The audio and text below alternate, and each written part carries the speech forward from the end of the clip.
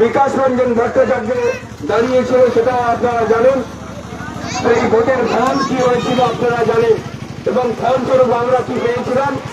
ভোটে দাঁড়িয়েছে বিকাশ রঞ্জন ভট্টাচার্য সিপিএমের, আমরা শুধু তাকে সমর্থন করেছিলাম, কিন্তু সেই হেরে যাওয়ার ফলটা সম্পূর্ণ আমাদের উপরে কিভাবে করে এই তৃণমূলের এই আরামল বাহিনীর দুষ্কৃতীরা আমাদের যারা পদ্মপুকুর, উড়িয়াপাড়া, বকুলতলা, দক্ষিণ গাজীপুরে যারা আমাদের কমরেড ছিল তাদের বাড়ি বাড়ি ঢুকে ঢুকে হামলা করা হয় না। সেই প্রতিরোধটাও কিন্তু এই খাবার এই মাছিদাঙ্গা থেকে করা হয়েছিল।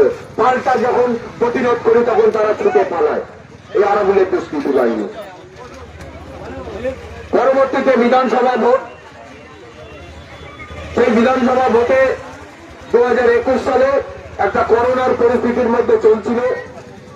একদিকে তৃণমূলের বিরুদ্ধে আইএসএফ এবং জমি কমিটি সমর্থিত সিপিআইএম এর প্রার্থী আমি দাঁড়িয়েছিলাম না, সেই অর্থে হয়তো আমি সে সময় ভোট পাইনি, ভোট দেয়নি, কিন্তু গণতান্ত্রিক লড়াইয়ে আমরা যেভাবে আন্দোলন করে উঠে এসেছি এই এলাকার মানুষের সামনে থেকে, সেই আন্দোলনের প্রতীক হিসেবে আমরা সেবারে নির্বাচনে লড়েছিলাম 2021 সালে। এবং আপনারা জানেন সেই 21 সালে আইএসএফ এখানে প্রায় 25-26 হাজার ভোটে তৃণমূলের রেজাউল করিমকে হারিয়ে দিয়েছিল। এবং রেজাউল করিমকে হারানোর আগে যখন আইএসএফ এর এখানে প্রার্থী হয়েছিলেন নওশাদ সিদ্দিকী, তিনি কিন্তু ভোটের আগে অনেক কিছু প্রতিশ্রুতি দিয়েই কিন্তু ভোটে লড়েছিলেন,